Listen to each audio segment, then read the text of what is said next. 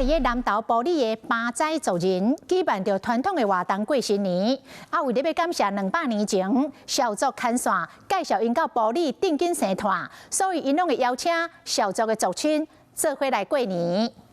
原住民小族表演传统音乐，这是巴仔过年的活动。照惯例，开始进前，拢会先感谢小族，因为200年前就是透过小族的牵线，巴仔为台湾西部牵线到埔里来定居。我们少主就引介他们来这边来这边居住，来开垦整个埔里地区。所以说，他们过年的时候，他们都会邀请我们少主来这个地方。招标是巴仔过年的重点活动，老的少年拢参加。规个活动的主持甲安排嘛，拢是少年人负责，就是希望会当甲文化继续传承。我们渐渐会老，所以这个重要的职责要交给下一棒。很精心的布置啊，然后让大家可以看到就是巴仔族群的传统文化等。真的是。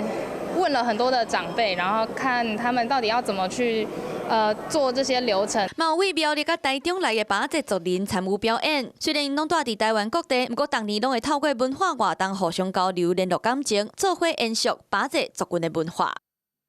Hello， 我是蒋欣梅，想要抢先掌握最及时的新闻资讯吗？赶快订阅、按赞、开启小铃铛，锁定华视新闻 YouTube 频道。